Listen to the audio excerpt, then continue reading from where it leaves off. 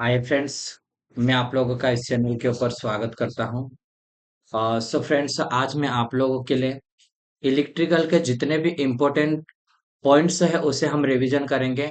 और सभी चैप्टर से हम उसको वन लाइनर में हम रिवीजन करेंगे। जितने क्वेश्चन इंपॉर्टेंट है जैसे मशीन से रिलेटेड, जनरेशन से रिलेटेड, ट्रांसमिशन, डिस्ट्रीब्यूशन, जितने भी होते हैं उन सभी को हम रिवीजन करेंगे एक एक लाइन। जैसे कि हम मशीन में डीसी जनरेटर की अगर हम बात करते हैं, ठीक है।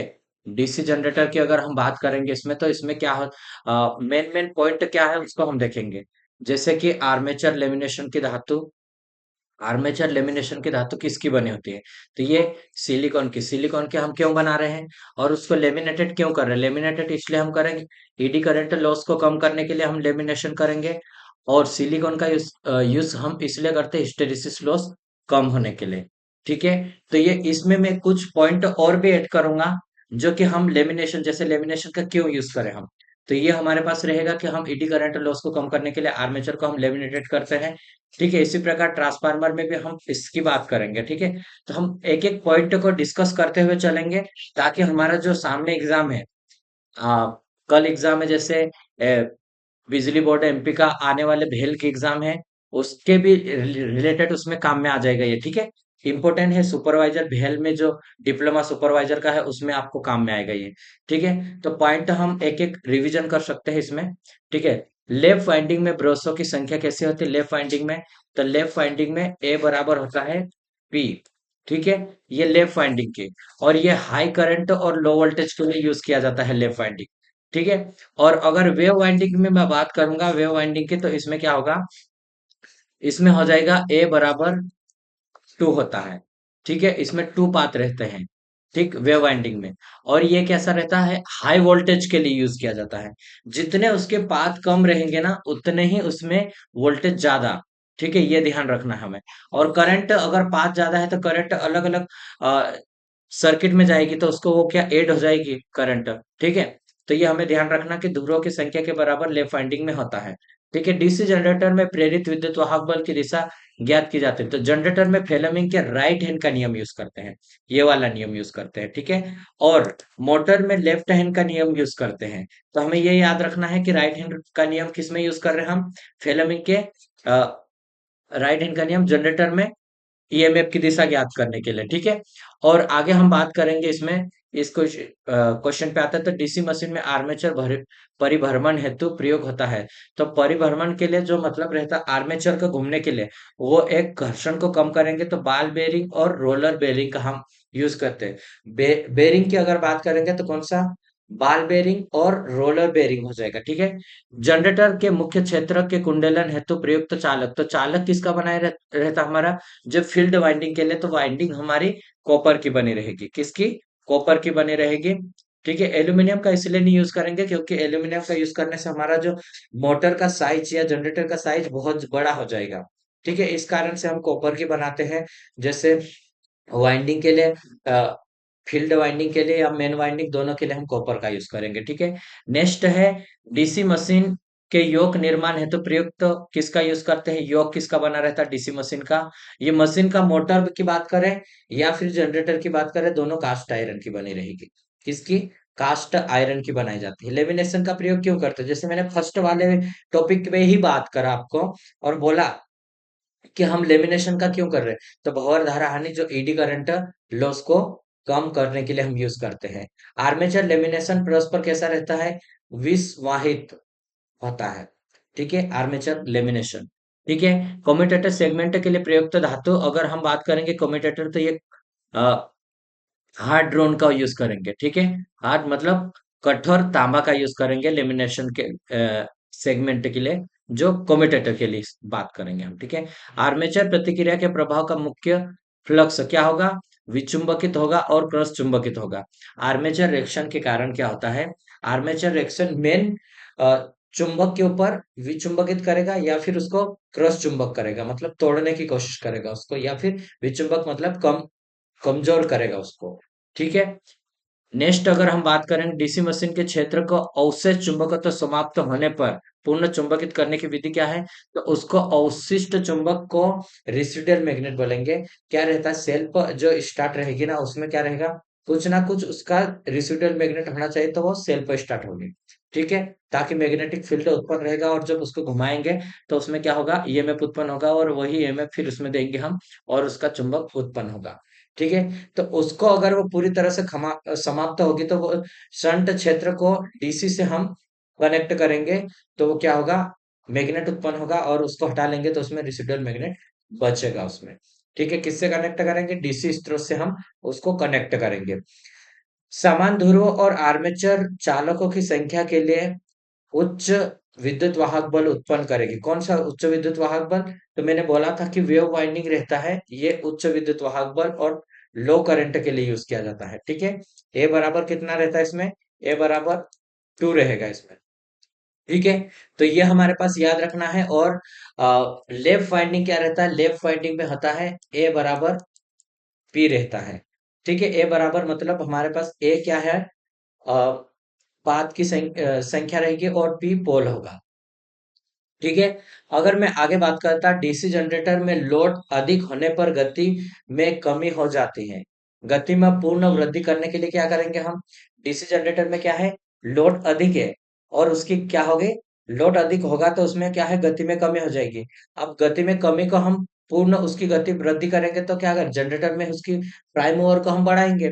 ठीक है, प्राइम मूवर की जो इनपुट शक्ति है उसको बढ़ाएंगे तो उसकी स्पीड बढ़ेगी। ठीक है, तो ये हम करेंगे। लंबी संचरण लाइन फिट करने के लिए सबसे उपयुक्त जनरेटर कौन सा है? तो लंबी संचरण लाइन में हम यूज करेंगे तो ओवर कंपाउंड डीसी जनरेटर का यूज किया जाता है। ठीक है, लॉन्ग ट्रांसमिशन लाइन में। ठीक है, डीसी जनरेटर में उत्पादित वोल्टेज की ध्रुवता बदलने के लिए, उत्पादित वोल्टेज की ध्रुवता बदलने के लिए क्या करेंगे हम, तो क्षेत्र की दिशा को हम अगर उसको बदल देते हैं, क्षेत्र धारा की दिशा अगर हम बदल देंगे तो वो ईएमएफ जो उत्पन्न होगा उसकी दिशा बदल जाएगी।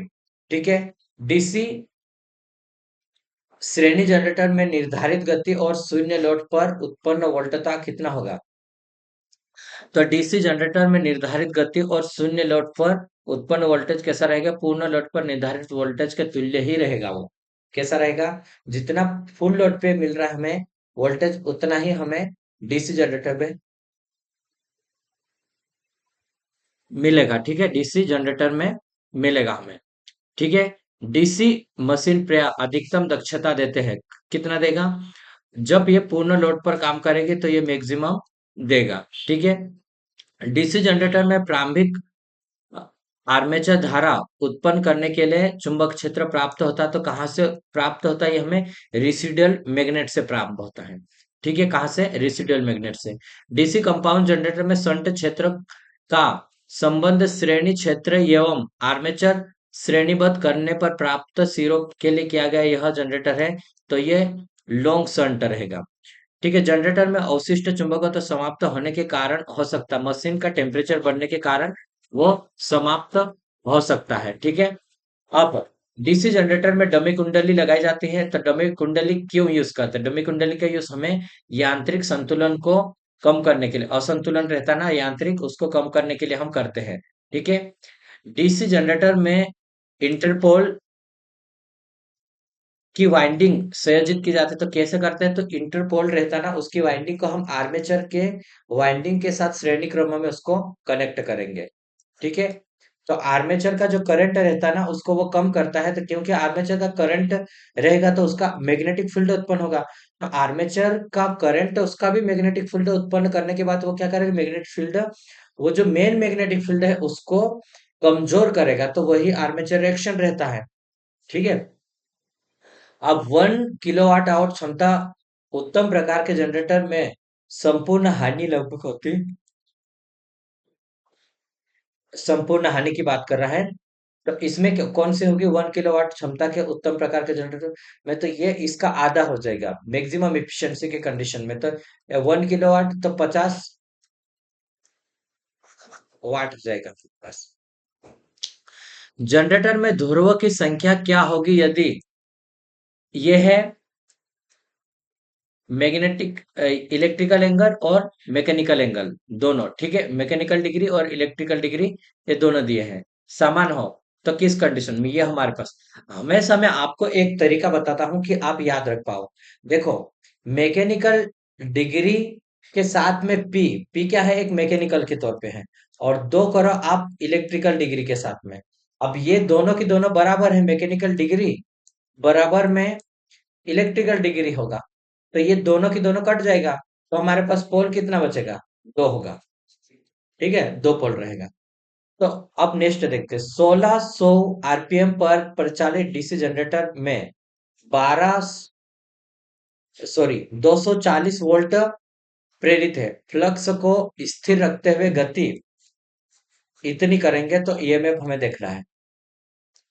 तो ईएमएफ कैसा देखेंगे हम, आरपीएम देखो 1600 बटे में 1400 बराबर 240, और वोल्टेज 2 कर लो, दो जीरो से दो जीरो, और अगर ये इधर आता है तो ये ऊपर चला जाएगा, ठीक है। तो ये हमारे पास कैसा रहेगा, तो यहाँ पे करते हैं हम 240 इंटू 14/16 बराबर V2 करो, ठीक है। तो 8 दूनी 16, 8 3 24, 30 हो गए, ठीक है, दो से तो 7, 7 एक 7, 7 दूनी 7 3 21, तो ये हमारे पास आया। ये वाला सूत्र हमें याद रखना है, जैसे कि N1/N2 और V1/V2 जो बेकिए में उत्पन्न हो रहा, उसके अकॉर्डिंग हम इसको निकाल लिए, ठीक है। डीसी मशीन में कम्यूटेटर का कार्य रहता है, कम्यूटेटर क्या करेगा, एसी को डीसी में कन्वर्ट करेगा, ठीक है। डीसी मशीन में डीसी शंट जनरेटर में अभिलक्षण के साथ साथ ड्रॉपिंग होते हैं, कुछ ड्रॉपिंग थोड़ा सा झुका हुआ रहेगा, ठीक है। बैटरी चार्जिंग के लिए कौन सा जनरेटर यूज करेंगे, तो डीसी शंट जनरेटर का यूज करेंगे बैटरी चार्जिंग के लिए, ठीक है। डीसी जनरेटर का ईएमएफ निर्भर करता है, तो ईएमएफ किसके ऊपर निर्भर करेगा, डीसी जनरेटर का बैक ईएमएफ रहता है directly proportional flux and speed के, ठीक है। डीसी शंट जनरेटर के फील्ड में बाहा प्रतिरोध कनेक्ट करेंगे तो क्या होगा, फील्ड में अगर बाहा प्रतिरोध कनेक्ट है तो फ्लक्स हमारा कम हो जाएगा, फ्लक्स अगर ये कम हुआ तो हमारा ईएमएफ भी कम हो जाएगा, जनरेटेड वोल्टेज कम हो जाएगा, ठीक है। डीसी जनरेटर के आर्मेचर में उस अवस्था के ईएमएफ प्रेरित होते हैं जब आर्मेचर कैसा होगा, डीसी जनरेटर के आर्मेचर में उस अवस्था में ईएमएफ प्रेरित होते हैं जब आर्मेचर एक चुंबकीय क्षेत्र में घूमेगा, तो ठीक है। अगर वह चुंबक क्षेत्र चुंबक नहीं है तो वहां पर ईएमएफ नहीं उत्पन्न होगा, ठीक है, ये ध्यान रखना। डीसी जनरेटर की गति बढ़ने पर बैक ईएमएफ कैसा होगा, बैक ईएमएफ भी हमारा बढ़ जाएगा, क्यों, ये वाला फार्मूला ध्यान रखना। इसको याद रखोगे, ये मोटर में भी आपको काम करेगा और जनरेटर में भी काम करेगा, ठीक है। इसके बेसिस पे बहुत सारे क्वेश्चन बनते हैं, ठीक। डीसी मशीन में उत्तेजन कुंडली कैसे होती है, उत्तेजन कुंडली तो पल्स पर लपेटी जाती है, पोल ऊपर लपेटी जाती है, उत्तेजन कुंडली पोल के ऊपर लपेटी जाती है, ठीक है। आर्मेचर प्रक्रिया का कारण क्या है, तो आर्मेचर धारा से उत्पन्न मैग्नेटिक फील्ड का प्रभाव है ये, जो कि मेन मैग्नेटिक फील्ड को कमजोर करेगा, वही आर्मेचर रिएक्शन कहलाएगा, ठीक है। तो इसको भी ध्यान रखना। पावर स्टेशन में स्थापित जनरेटर विद्युत का उत्पादन कैसा होगा, तो यांत्रिक दाब द्वारा करते हैं। पावर स्टेशन में स्थापित जनरेटर विद्युत का उत्पादन यांत्रिक दाब द्वारा उसमें करते हैं, ठीक है। डीसी शंट जनरेटर सामान्य गति या सामान्य दिशा में चलते हैं हुए वोल्टेज उत्पन्न नहीं करता है। इसका कारण क्या हो सकता है, कि वो अगर सामान्य स्पीड से काम कर रहा है और सामान्य दिशा में काम कर रहा है और वहां पे वोल्टेज नहीं डेवलप हो रहा, इसका मतलब ये है, मेन रीजन उसका ये होगा कि उसमें रेसिडुअल मैग्नेट जो अवशिष्ट चुंबक क्या होगा, वहां पर प्रेजेंस नहीं है, तो वो उत्पन्न नहीं कर पाएगा, ठीक है। नेक्स्ट देखेंगे, पोलसू में स्लॉट रखी गई कंपनसेटिंग वाइंडिंग का क्या फंक्शन है, तो इसका फंक्शन क्या रहेगा, कि कॉम्पिटिशन के चार और जो चिंगारी होती है उसको समाप्त करता है ये, ठीक है, कॉम्पिटिशन को ठीक करने का काम करेगा। कंपाउंड जनरेटर के समांतर प्रचालन में शून्य लोड से पूर्ण लोड तक लोड के प्रयुक्त विवरण के लिए आवश्यक है, तो दोनों आर्मेचर का रेगुलेशन समान होना चाहिए। कैसा होना चाहिए? समान होना चाहिए। कंपाउंड जनरेटर के समांतर प्रचालन में शून्य लोड से पूर्ण लोड में प्रयुक्त विवरण के लिए आवश्यक दोनों, तो ये क्या रहेगा हमारे पास? विवरण के लिए आवश्यक है, दोनों आर्मेचर रेगुलेशन समान होना चाहिए। समान प्रचालन में एक शंट जनरेटर से दूसरे जनरेटर पर लोड शिफ्ट करने की सरल विधि क्या है? तो ये है उसके फील्ड रियोस्टेट। क्या रहेगी? फील्ड रियोस्टेट रहेगी। आर्मेचर परिपथ का कौन सा भाग ईएमएफ जनरेटर में भाग लेता है? तो जो स्लोट रहता है ना, उसका स्लोट साइड साइड वाले जो रहेंगे वो भाग लेता है। ठीक है, अब हम देखेंगे डीसी मोटर के जो इंपॉर्टेंट पॉइंट है, वो डीसी जनरेटर का देख लिया। उसी प्रकार हम देखेंगे उसके मोटर के भी कुछ इंपॉर्टेंट पॉइंट होगा, उसको हम देखेंगे। ठीक है, तो डीसी मोटर के घूर्णन की दिशा ज्ञात करने हैं तो हम किसका यूज करेंगे? तो मैंने बोला था आपको, फेलेमिंग के लेफ्ट हैंड नियम। ठीक है, फेलेमिंग का बाया हाथ नियम। और डीसी जनरेटर के लिए जो ईएमएफ रहती है उसकी, इसमें घूर्णन की दिशा हम चेक कर रहे हैं, उसमें ईएमएफ कितना उत्पन्न हो रहा है वो देख रहे हैं हम। ठीक है, क्या है, किस दिशा में उत्पन्न हो रहा वो देखेंगे हम इसमें। अब कम्यूटेटर सेगमेंट प्रयुक्त रहता है, तो कम्यूटेटर सेगमेंट ये बहुत इंपॉर्टेंट है, जो कि हम जनरेटर में भी देखें और मोटर में भी देख रहे हैं। ठीक है, तो कठोर तार का बना रहता है ये, और ये एसी को डीसी में कन्वर्ट करने के लिए। ठीक है, इसको ध्यान देना है। यदि डीसी मोटर में भार धारा और क्षेत्र फ्लक्स स्थिर रखा जाए, क्या है, भार धारा और क्षेत्र फ्लक्स स्थिर रखा जाए, तो आर्मेचर में प्रयुक्त वोल्टेज में 5% वृद्धि की जाए तो मोटर की गति कैसे होगी? तो मोटर की गति भी 5% बढ़ जाएगी। ठीक है, वह मोटर जिसकी गति लगभग स्थिर रहती तो वो संट मोटर रहता है, और जिसकी गति कैसी रहेगी? स्थिर होती है। ठीक है, डीसी मोटर में धीरे धीरे फ्लक्स को शून्य कर दिया जाए तो क्या होगा? तो मोटर असीमित रूप से बढ़ जाएगी। ठीक है, उसकी स्पीड क्या होगी? मोटर की स्पीड असीमित, मतलब बहुत ज्यादा स्पीड बढ़ जाएगी। ठीक है, क्यों बढ़ेगी? देखो, तो स्पीड क्या रहता है? ईएमएफ बराबर मैंने फ्लक्स और ये, इसको अगर इधर ले आऊंगा तो ये एन हो जाएगा। ठीक है, इस प्रकार से होगा।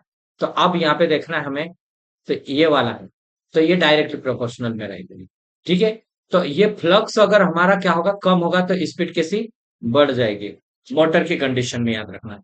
डीसी मोटर की गति में एक अधिक रेंज में परिवर्तित हेतु सर्वोच्च विधि क्या है? तो ward Lenard voltage control method में आता है ये। डीसी मोटर प्रचालन में स्टार्टर का यूज करते हैं तो प्रारंभिक धारा को सीमित करने के लिए, ये भी बहुत इंपॉर्टेंट है। जितने भी पॉइंट हैं, वो ऐसा कोई भी ऐसा पॉइंट नहीं जो अभी तक एग्जाम में नहीं पूछा गया है। हर एक पॉइंट ऐसा है जो कि 2 से 3 बार क्वेश्चन, बार बार पूछे गए क्वेश्चन नहीं है ये। ठीक है, बस इतनी बात है कि इसको मैं एक वन लाइनर में लाया हूं, और उसको हम वन लाइनर में रिवीजन कर रहे हैं।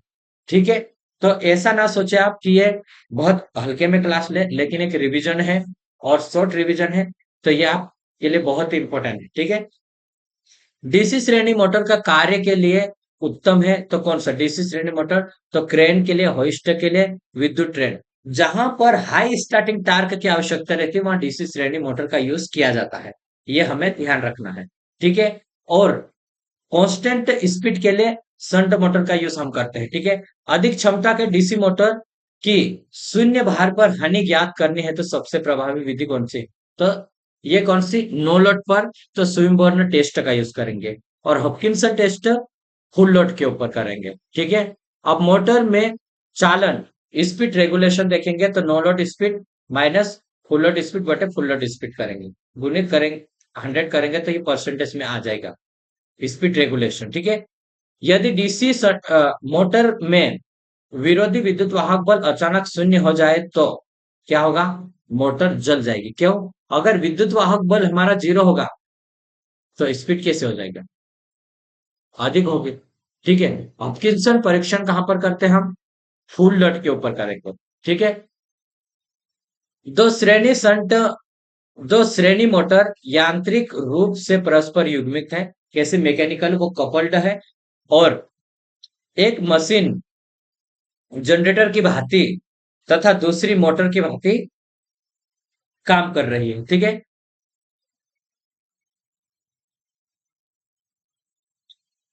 दोनों मशीन में लोह और घर्षण हानि समान होगी। कब होगी, किस कंडीशन में वो समान होगी वो पूछा है।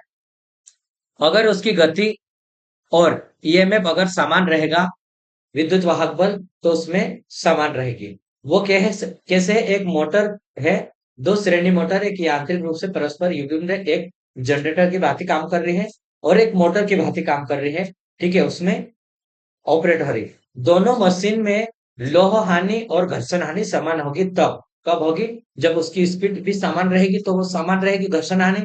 ठीक है, बैक ईएमएफ अगर उसका समान रहेगा तो उसका लौह हानि भी उसकी समान रहेगी। ठीक है, डीसी मोटर में परिभ्रमण करने वाला भाग क्या है, तो वो आर्मेचर रहता है, वो परिभ्रमण करेगा। ठीक है, घूमने वाला पार्ट, और स्थिर पार्ट रहेगा स्टेटर रहेगा। ठीक है, डीसी मोटर में कार्बन ब्रश का उपयोग होता है। तो कार्बन ब्रश का उपयोग धारा के लिए पथ उपलब्ध कराना। कार्बन ब्रश क्या करेंगे, जो हमारा आर्मेचर रहेगा वहां से वो सप्लाई को लेगा और बाहर आउटपुट में देगा जब जनरेटर में। और जब मोटर की केस की बात करेंगे तो वो क्या करेगा, बाहर से सप्लाई लेगा और कम्यूटेटर को सप्लाई देगा। उसके बाद वो कम्यूटेटर आर्मेचर को सप्लाई देगा। ठीक है, तो एक रास्ता प्रदान कर रहा है ये। ठीक है, धारा के लिए। मोटर की वोल्टेज समीकरण अगर हम बात करेंगे तो वोल्टेज हम सप्लाई दे रही है, वोल्टेज सप्लाई, फिर बैक ईएमएफ उत्पन्न होगा, प्लस में हमारा आर्मेचर में लॉसेस। ठीक है, ये वाला होगा। डीसी मोटर की स्पीड की अगर हम बात करेंगे, डीसी मोटर की स्पीड, तो बैक ईएमएफ डायरेक्टली प्रोपोर्शनल रहेगा। ठीक है, ये स्पीड, और inversely proportional of flux. Flux बढ़ेगा तो हमारी स्पीड कम हो जाएगी, बैक ईएमएफ बढ़ेगा तो हमारी स्पीड भी बढ़ जाएगी। ये हमें ध्यान रखना है। ठीक है, डीसी मोटर की स्पीड इस फार्मूले से हम, जैसे मोटर में मैंने समझाया, जनरेटर में समझाया था, इस प्रकार से। ठीक है, देखो, डीसी मोटर में लोहा हानि होती है। लोहा हानि कहाँ होती है, तो ये आर्मेचर में होगी। लोहा हानि, आयरन लॉस। डीसी मोटर में इस स्टार्टर का फंक्शन क्या है, तो ये प्रारंभिक धारा को, उच्च धारा रहती है उसको कम करेगा। ठीक है, एक शंट मोटर के फील्ड में एक बाह्य प्रतिरोध कनेक्ट किया जाता है तो उसके प्रभाव से मोटर की गति बढ़ेगी। क्या होगा, फील्ड में अगर हम क्या बाहरी प्रतिरोध को अगर कनेक्ट कर रहे हैं तो वो क्या होगा उसमें, कि उसका करंट कम होगा तो उसमें फ्लक्स कम हो जाएगा, फ्लक्स कम होगा तो स्पीड बढ़ जाएगी। ठीक है, डीसी शंट मोटर की स्पीड फुल लोड की स्पीड से अधिक बढ़ने के लिए क्या करना पड़ेगा, फील्ड धारा को कम करना पड़ेगा। ठीक है, डीसी शंट मोटर की गति बढ़ाने पर बैक ईएमएफ कैसा होगा, गति बढ़ेगी तो बैक ईएमएफ भी बढ़ जाएगा। ठीक है, डीसी मोटर के कंडक्टर में ऐसी धारा प्रवाहित होती है। ठीक है, इलेक्ट्रिकल मोटर में आउटपुट पावर कैसा होगा, इलेक्ट्रिकल मोटर में आउटपुट पावर जो शाफ्ट पर लगी कपलिंग से जो प्राप्त रहेगा वो हमारा आउटपुट पावर रहेगा। ठीक है, मोटर की नेम प्लेट पर दर्शाई गई पावर कैसी रहती है, जो शाफ्ट पर आउटपुट पावर रहता है वही हमें नेम प्लेट के ऊपर दर्शाया जाता है। ठीक है, डीसी मोटर का स्टार्ट करने के लिए स्टार्टर आवश्यक है, क्यों, तो वो प्रारंभिक स्टार्टिंग धारा को सुरक्षित मान पर रखता है। इस कारण से हमें अगर स्टार्टिंग कंडीशन में 7 से 8 गुना तक जो रहता है ना स्टार्टिंग करंट, इस कारण से हमें स्टार्टिंग करंट को लिमिट करना पड़ता है, नहीं तो वो क्या होगा, आर्मेचर उसका जल जाएगा। ठीक है, ज्यादा करंट लेगा तो आर्मेचर जल जाएगा।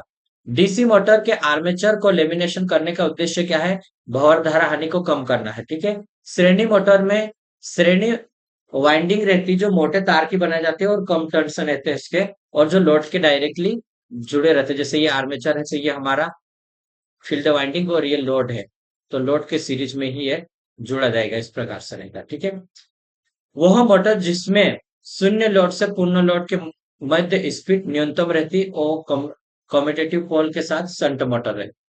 ठीक है, यदि चलती हुई शंट मोटर की फील्ड वाइंडिंग अचानक टूट जाए तो वो क्या होगा, तो स्पीड उसकी अत्यधिक हो जाएगी। ठीक है, डीसी श्रेणी मोटर की स्पीड कम की जाएगी यदि फील्ड वाइंडिंग में फ्लक्स क्या करेंगे हम, बढ़ जाता है तो हमारा होगा, स्पीड कम कर सकते हैं हम, ये फील्ड फ्लक्स बढ़ेगा तो। श्रेणी मोटर की शून्य लोड पर गति, तो शून्य लोड पर उसकी अनंत गति होगी। ठीक है, इसलिए हमेशा मोटर को लोड पे कनेक्ट करके ही ऑपरेट करें उसको। वह मोटर जिसका उपयोग स्थिर गति वाली मशीन उदाहरण के लिए लेथ, ब्लावर्स, फैन इत्यादि में किया जाता है तो डीसी शंट मोटर होगा। ठीक है। डीसी श्रेणी मोटर को बिना लोड स्टार्ट करने पर गति कैसी होगी? अत्यधिक तीव्र होगी।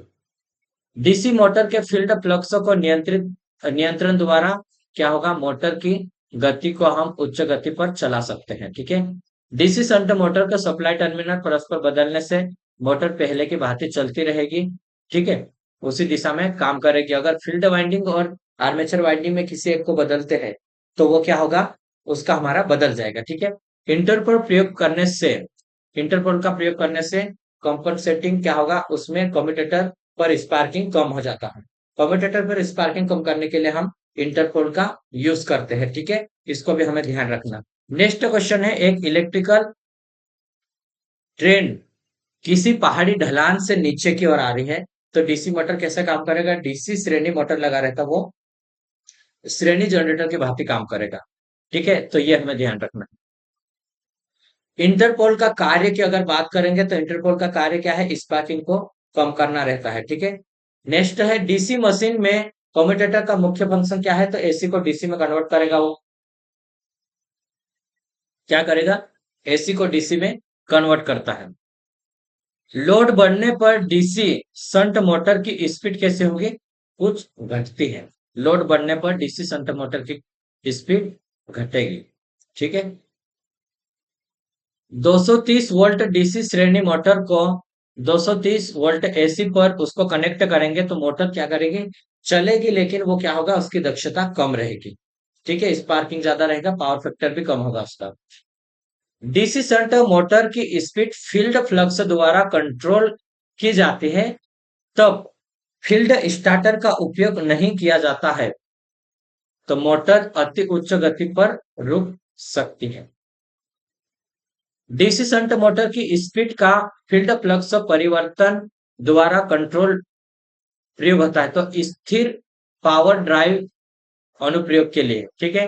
बड़े डीसी मोटर को स्टार्ट करने के लिए डायरेक्ट ऑनलाइन स्टार्टर प्रयोग नहीं है, क्योंकि सप्लाई मेन में उच्च वोल्टेजपात हो जाएगा या आरंभिक धारा का मान बढ़ जाएगा। ठीक है। डीसी शंट मोटर का आर्मेचर प्रतिरोध द्वारा स्पीड कंट्रोल उपयुक्त है तो स्थिर बलाघूर्ण ड्राइव अनुप्रयोग के लिए। ठीक है। डीसी शंट मोटर का आर्मेचर द्वारा स्पीड को कंट्रोल करने के लिए तो वह स्थिर मतलब क्या है? आर्मेचर से हम अगर प्रतिरोध के द्वारा स्पीड को कंट्रोल कर रहे तो स्थिर बलाघूर्ण होगा। ठीक है। स्पीड कंट्रोल के वार्ड लियोनार्ड विधि में मोटर के परिभ्रमण की दिशा रिवर्स करने के लिए टर्मिनल के फील्ड टर्मिनल कनेक्शन को बदलते हैं। हम क्या करेंगे? बदल देंगे। डीसी मोटर में प्लगिंग करने के लिए तो उसमें प्लगिंग कैसा होगा? तो आर्मेचर की पोलैरिटी को रिवर्स करते हैं उसमें। ठीक है। डीसी श्रेणी मोटर बिना किसी श्रेणी प्रतिरोध के निर्धारित गति पर चल रही है। यदि आर्मेचर के श्रेणी में एक अतिरिक्त प्रतिरोध कनेक्ट कर दिया जाए तो मोटर की स्पीड कैसे होगी? श्रेणी में तो वो स्पीड कम हो जाएगी। ठीक है।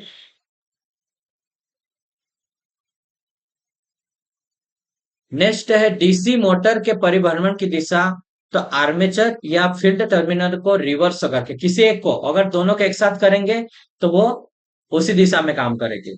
ठीक है। वो ध्यान रखना है। मोटर विद्युत ऊर्जा को यांत्रिक ऊर्जा में परिवर्तित करता है और हमारा जनरेटर रहता है वो यांत्रिक ऊर्जा को विद्युत ऊर्जा में परिवर्तित करता है।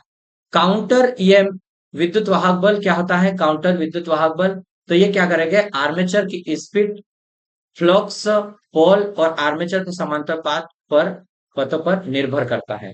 ठीक है। क्यों? जैसे कि ये वाला तो फ्लक्स जेड पी और एन और ये सहाट ए इसके ऊपर डिपेंड करेगा काउंटर। ठीक है। डीसी मोटर में काउंटर विद्युत वाहक बल अप्लाई वोल्टेज का विरोध करता है। ठीक है।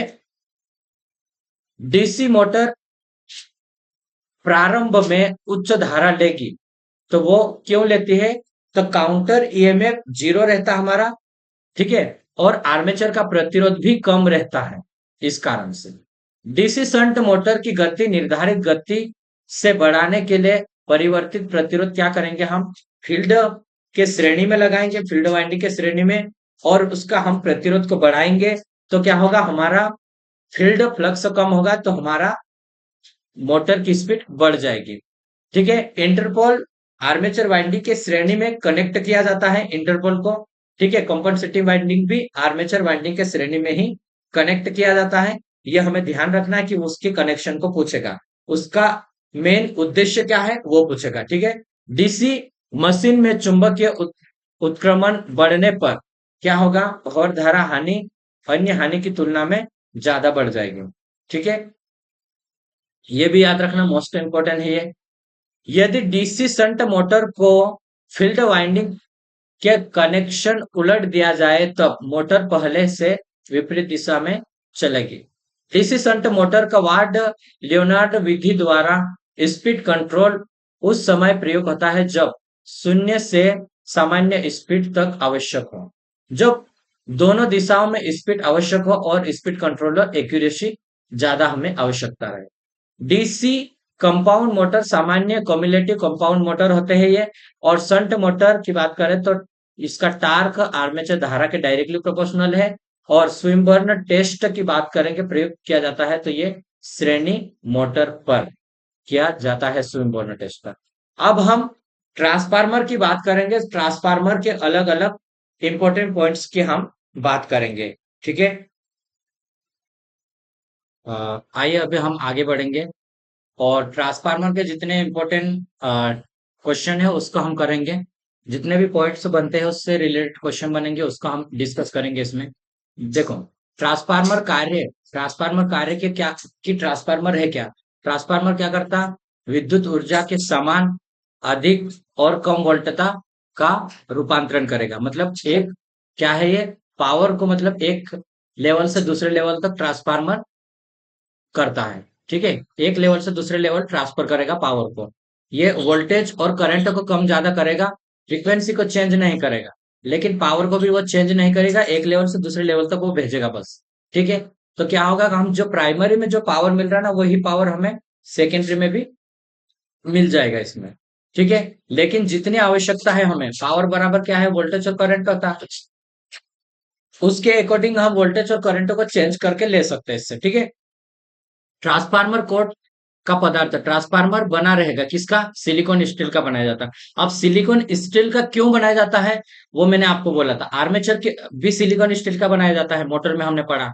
ठीक है, तो ये हिस्टैरिसीस लॉस को कम करने के लिए। ठीक है, एक ट्रांसफार्मर में के का मान एक से अधिक है, इसका अर्थ क्या है कि ये N2 अधिक रहेगा N1 से, मतलब सेकेंडरी जो टर्न्स रहेगी, सेकेंडरी में टर्न्स की संख्या, वाइंडिंग की संख्या अधिक रहेगी।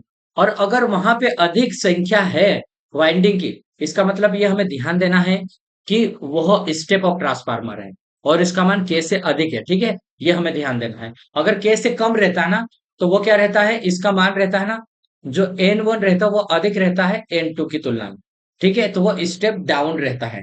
ठीक है, तो ये हमें ध्यान रखना है। एक क्वेश्चन के द्वारा मैंने और भी दो क्वेश्चन का आपको बताया हूं। ठीक है, तो किसी भी प्रकार से आपको क्वेश्चन पूछ सकता है। ट्रांसफार्मर में प्राथमिक और द्वितीय कुंडली का युग्म होता है तो कैसा रहता है, वो मैकेनिकल से रूप से जुड़ा नहीं रहता है लेकिन चुंबकीय रूप से जुड़ा रहता है। इस प्रकार से ये रहेगी। ठीक है, कोर। तो हम क्या करेंगे इसमें, यहाँ पे वाइंडिंग करेंगे, ये वाइंडिंग हो जाएगी इधर, और एक प्राइमरी वाइंडिंग ये होगी। तो यहाँ पे मैग्नेटिक फील्ड रहेगा, इसमें कोर में से होगा, लेकिन ये किसी भी प्रकार से जुड़ा नहीं रहेगा। मैग्नेटिक फील्ड इंसुलेशन लगाएंगे यहाँ पे बीच में हम इसमें, और इसका हम वाइंडिंग करेंगे। ठीक है, इसका मतलब है कि ये कोर से भी कनेक्टेड नहीं, लेकिन मैग्नेटिक फील्ड लिंक कर रहे हैं उसमें।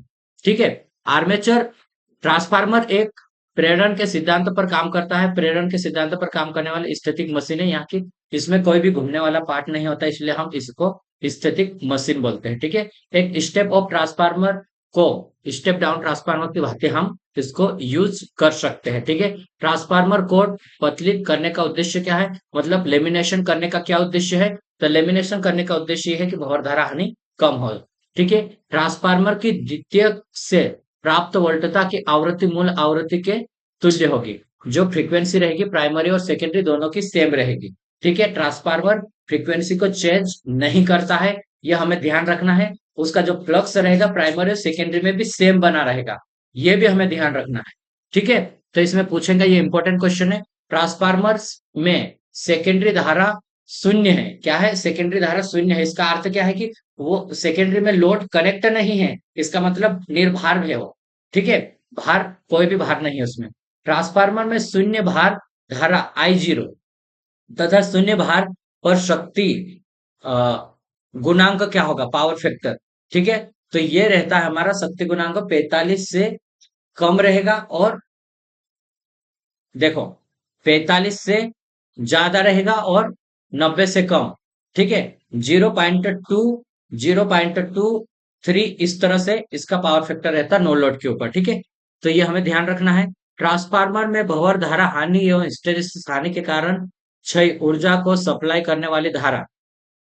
ठीक है, ट्रांसफार्मर में क्या है, भंवर धारा हानि और हिस्टैरिसीस हानि के कारण जो लॉसेस होता है, उसके कारण किस कारण से होता है, तो ये सप्लाई होती है धारा लॉसेस के लिए। ठीक है, I0 और कोस फाई मतलब जो नो लोड करंट जो जा रही है वो लॉसेस को ही करने के लिए। ठीक है, शून्य लोड पर ट्रांसफार्मर में केवल लोह हानि होती है। शून्य लोड पर क्या कौन सी हानि होगी, केवल आयरन लॉस होगी शून्य लोड पर।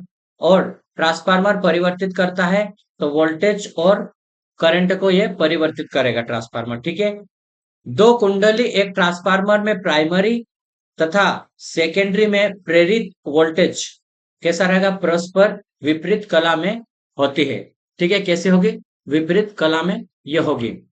ट्रांसफार्मर का वोल्टेज ट्रांसफॉर्मेशन अनुपात कैसा होगा, वोल्टेज का, तो ये क्या होगा, V1 V2 बटे V1 कर सकते हैं इस प्रकार से। ठीक है, E1B, ये भी वोल्टेज का रेशियो है। ट्रांसफार्मर में ऋणात्मक वोल्टेज रेगुलेशन होने का अर्थ है कि जो संयोजित भार कैसा है, वो लीडिंग पावर फैक्टर पे काम कर रहा है, इस कारण से वो ऋणात्मक होगा। ट्रांसफार्मर पर शून्य भार परीक्षण करने का उद्देश्य क्या है, तो इसमें मेन उद्देश्य यह है कि आयरन लॉस हम निकालेंगे, या no load losses, no load की कंडीशन में कितने लॉस है, या फिर हम चुंबकीय धारा को ज्ञात कर सकते हैं इसके द्वारा। ठीक है, सेकेंडरी साइड की ओर से देखने पर ट्रांसफार्मर का संपूर्ण प्रतिरोध कितना होगा, तो संपूर्ण प्रतिरोध तो सेकेंडरी साइड की ओर देखेंगे, सेकेंडरी रेजिस्टेंस, और प्राइमरी से जो रेजिस्टेंस लाए तो हम ये वाला करेंगे। ठीक है, ट्रांसफार्मर में ब्रीदर का काम है, तो वायु की नमी कम करना होगा। क्या होगा, जो ब्रीथर का काम रहता है वायु की नमी वो क्या अगर कम करता है। ठीक है, ताकि वो ट्रांसफार्मर के ऑयल में ना जाए और ऑयल को खराब ना करे। ठीक है, ट्रांसफार्मर तार में हानि होती है, तो ये वाइंडिंग में होती है। ठीक है, कहां पर होगी, वाइंडिंग में। ट्रांसफार्मर में प्राथमिक एवं द्वितीय वोल्टता के मध्य कलांतर क्या होगा, तो प्राइमरी और सेकेंडरी वोल्टेज के बीच में रहेगा, तो 180 का रहेगा। ये प्राइमरी में रहेगा और ये सेकेंडरी में रहेगा, इसको ध्यान देना, इसलिए 180 होगा। ट्रांसफार्मर में प्रयुक्त तेल, तो वो खनिज तेल का हम यूज करेंगे ट्रांसफार्मर में। ट्रांसफार्मर में प्रयुक्त खनिज तेल का रंग कैसा होता है, तो पीला रहेगा। ये पेल येलो साइड टाइप का रहता है। ठीक है, ये एक स्टेप ऑफ ट्रांसफार्मर कम करता है, तो धारा को कम करेगा और वोल्टेज को बढ़ाएगा वो। ठीक है, उच्च आवृत्ति के ट्रांसफार्मर में कोर, जो कोर रहती है वो किसकी बनी रहती है, तो वो फेराइट की बनाई जाती है। किसकी, फेराइट की बनाई जाती है। ट्रांसफार्मर का सबसे अधिक गर्म होने वाला भाग कौन सा है, तो ट्रांसफार्मर की कुंडली सबसे अधिक गर्म होगी। ठीक है, ट्रांसफार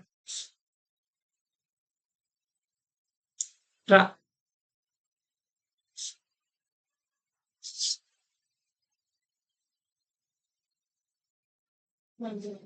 ठीक है, अभी देखते हैं हम आगे इसमें। ट्रांसफार्मर की उच्च दक्षता के लिए हम शर्त क्या रहेगी, तो ट्रांसफार्मर की उच्च दक्षता के लिए जो परिवर्तित हानि के बराबर में स्थिर हानि होने चाहिए। ठीक है, इसको हम बोल सकते हैं तारम हानि बराबर लोह हानि होने चाहिए। ठीक है, तो ये ध्यान रखना, ये भी बहुत इंपॉर्टेंट क्वेश्चन है। ट्रांसफार्मर में लोड परिवर्तन के साथ परिवर्तित होने वाली हानि है, तो ये कॉपर लॉस है जो कि लोड के साथ में परिवर्तित होगी। ठीक है, आयरन लॉस हमेशा कांस्टेंट लॉस रहता है।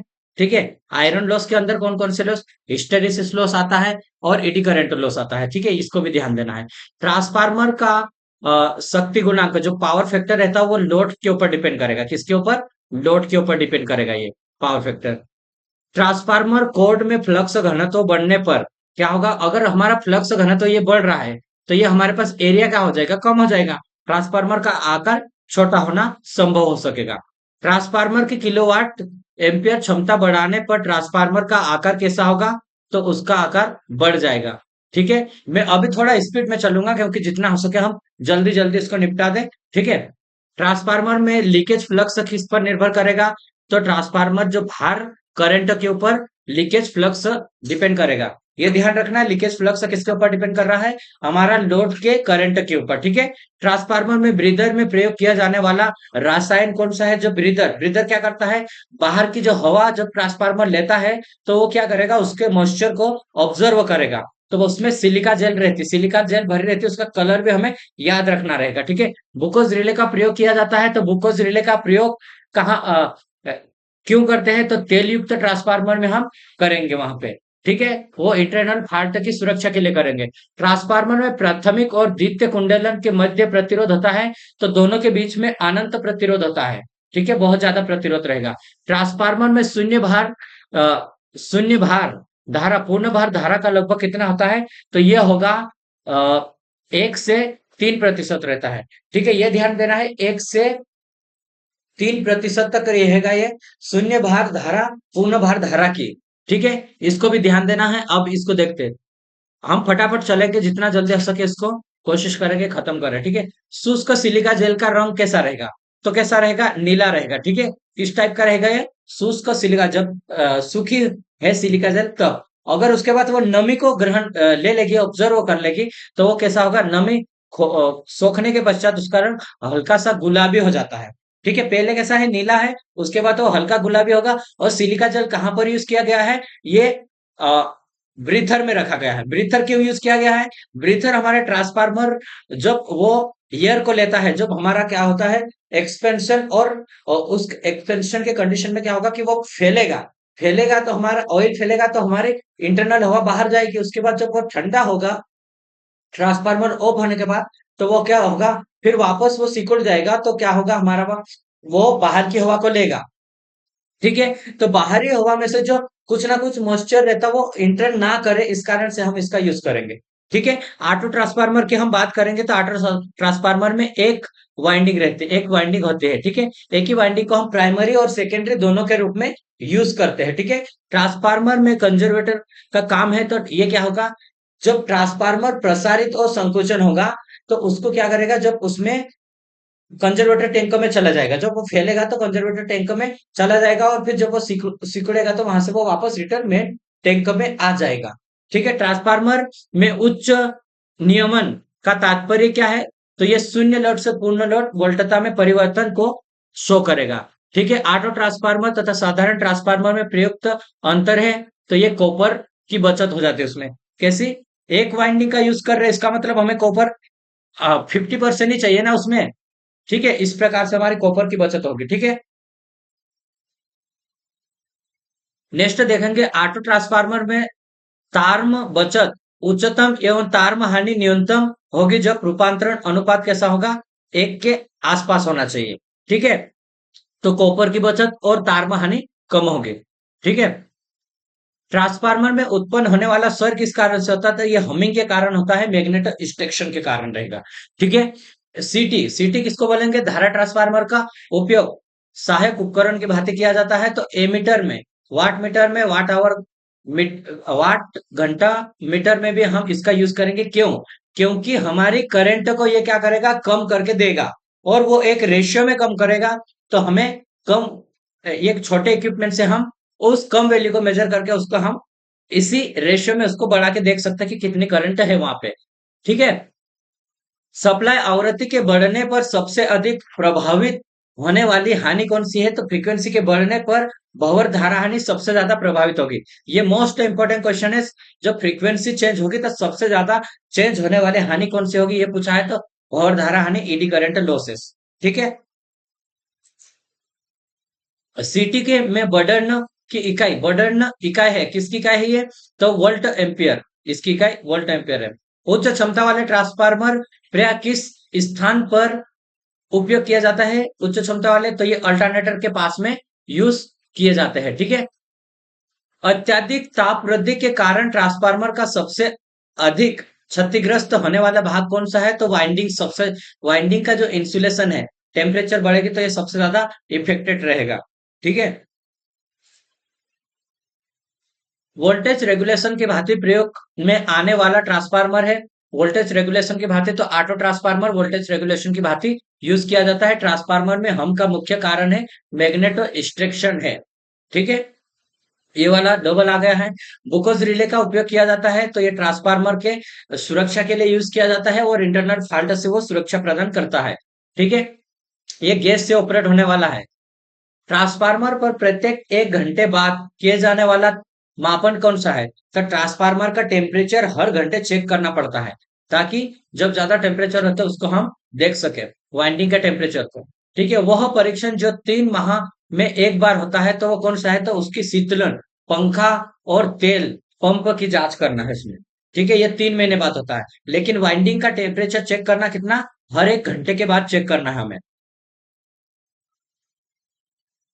ठीक है। नेक्स्ट देखेंगे, वह परीक्षण जिसे प्रतिदिन एक बार करना चाहिए।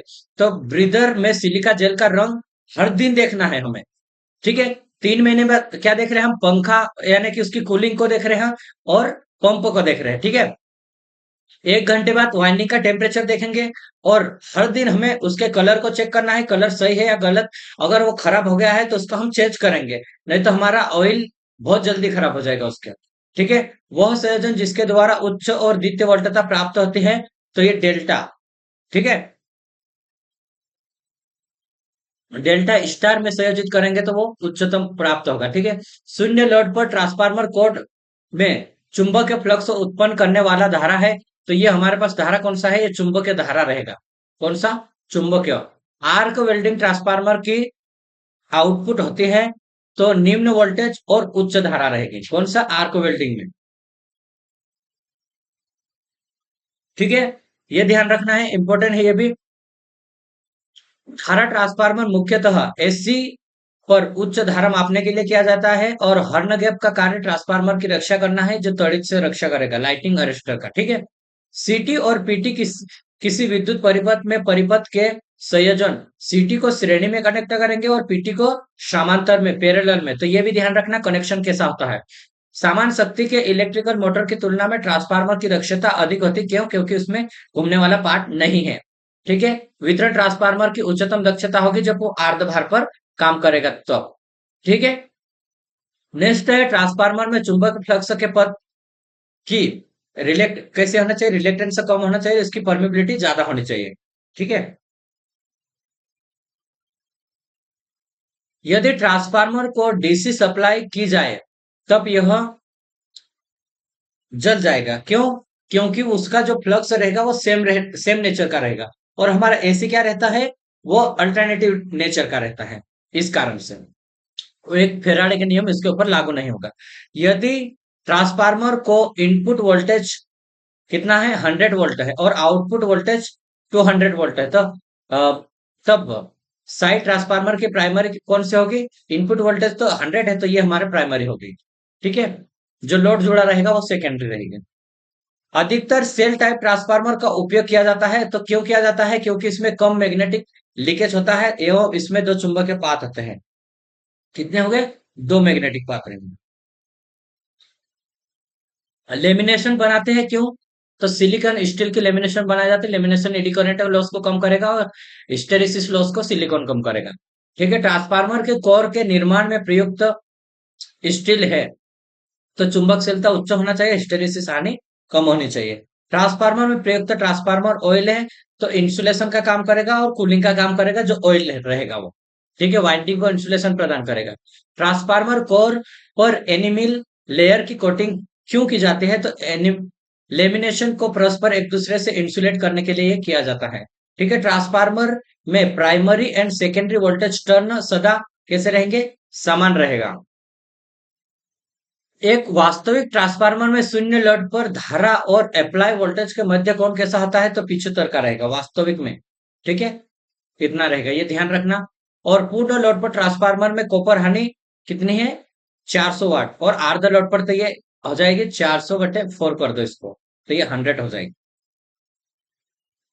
ठीक है। तो ये हमारे पास ट्रांसफार्मर खत्म हुआ, उसके बाद हम देखेंगे इसमें अल्टरनेटर। ठीक है। तो अल्टरनेटर में हम देखेंगे इंपॉर्टेंट जितने भी पॉइंट्स रहेंगे उसको देखते हैं। ठीक है। अल्टरनेटर में उत्तेजन का कार्य, अल्टरनेटर में एक्साइटेशन का काम क्या रहेगा? क्षेत्र कुंडलन है तो हम डीसी वोल्टेज उत्पन्न करते हैं। ठीक है, क्षेत्र कुंडलन के लिए करेंगे। अल्टरनेटर में प्राय चुंबक क्षेत्र घूर्णन और आर्मेचर के साथ स्थिर रहता है।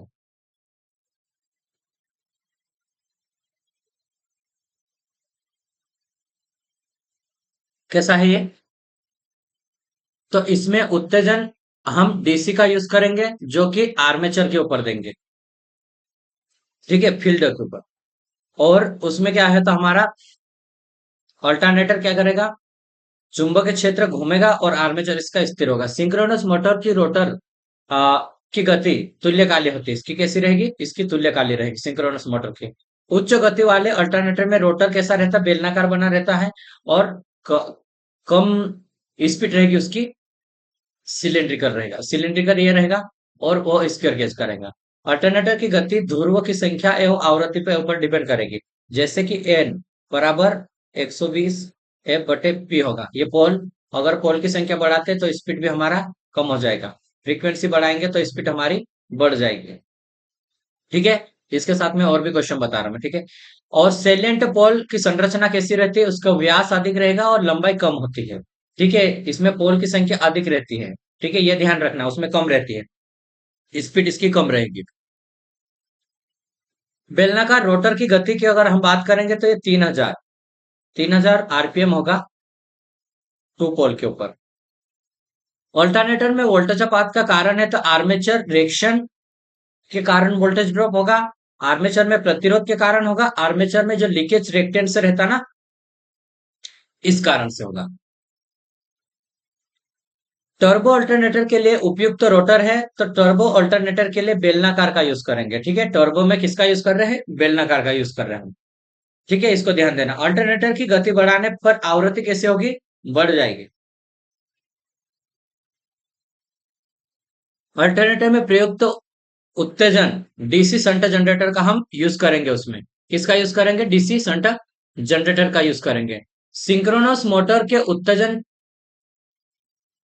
का मान 100% से अधिक करने पर उसकी अग्रगामी पावर फैक्टर पर वो काम करेगा। कैसे? सिंक्रोनस मोटर को हम कैसे करें? एक्साइटेशन हम 100% से अधिक बढ़ा रहे हैं तो वो यूनिटी पावर फैक्टर से आगे बढ़ेगा और लीडिंग पावर फैक्टर पे वर्क करेगा। ठीक है। यदि किसी ग्रिड में संयोजित अल्टरनेटर को प्राथमिक चालक प्राइम मूवर कार्य करना बंद कर दे तथा अल्टरनेटर के क्षेत्र को उत्तेजन धारा मिलती रहे और अल्टरनेटर का व्यवहार कैसा होगा? तो वो मोटर की तरह काम करेगा। वो जनरेटर है लेकिन मोटर की तरह काम करेगा क्योंकि वो ऑलरेडी घूम रहा है उसमें। ठीक है, अल्टरनेटर मोटर की भांति काम करेगा और जिसका गति पूर्ववर्ती दिशा में ही रहेगी, जिसकी गति। ठीक है। बेलनाकार रोटर वाले अल्टरनेटर में ध्रुवों की संख्या देखेंगे तो इसमें क्या रहता है? 2। तो इसकी आरपीएम कितनी रहेगी?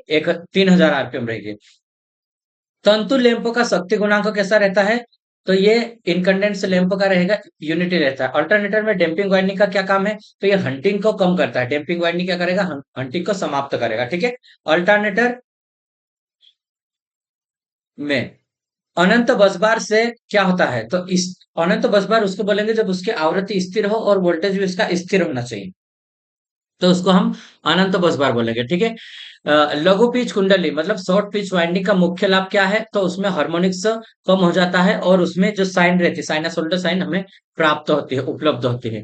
अगर फुल पिच रहती है उसमें क्या रहता है? हार्मोनिक्स होता है। उसके बाद हमारे पास लॉसेस भी होगा उसमें क्योंकि कॉपर लॉस ज्यादा बढ़ जाएगा उसका। ठीक है। अल्टरनेटर का नियमन ऋणात्मक होगा। कैसा होगा? अल्टरनेटर का नियमन ऋणात्मक होगा। अग्रगामी शक्ति गुणांक पर काम करेगा। नेक्स्ट है अल्टरनेटर में आर्मेचर फ्लक्स मुख्य क्षेत्र का विरोध करेगा यदि शक्ति गुणांक कैसा होगा? जब ये पश्चगामी रहेगा तो वो उसका विरोध करेगा अल्टरनेटर में। ठीक है। अल्टरनेटर में आर्मेचर फ्लक्स मुख्य क्षेत्र की सहायता करेगा यदि शक्ति गुणांक कैसा होगा? हमारा लीडिंग पावर फैक्टर पे काम करेगा। ठीक है। अल्टरनेटर में वितरित कुंडली का प्रयोग करने का लाभ क्या है? तो वोल्टेज तरंग में सुधार करना है। ठीक है, डिस्ट्रीब्यूशन वाइंडिंग का यूज करेंगे, डिस्ट्रीब्यूटेड वाइंडिंग। अल्टरनेटर के क्षेत्र के को उत्तेजित करने के लिए रोटर पर उपलब्ध स्लिप रिंग का की मुख्य संख्या क्या है? तो 2 होगी। क्या होगी 2। अल्टरनेटर का रेगुलेशन है, अल्टरनेटर का regulation no load voltage minus full load voltage बटा फुल लोड 100। यदि समांतर में प्रचारित दो अल्टरनेटर में से एक का प्राइम मूवर और संयोजित कर दिया जाए तो अल्टरनेटर कैसे काम करेगा, वो सिंक्रोनस मोटर की भांति ऑपरेट करेगा। ठीक है, ये भी ध्यान रखना है। अल्टरनेटर में वोल्टेज रेगुलेशन ज्ञात करने की सिंक्रोनस इम्पीडेंस विधि को पूर्णतः ठीक नहीं माना जाता है, क्योंकि इस विधि से गणना की गई सिंक्रोनस इम्पीडेंस का मान सदा सामान्य स्थिति के मान से अधिक होता है। कैसी सामान्य स्थिति के मान से अधिक होगा।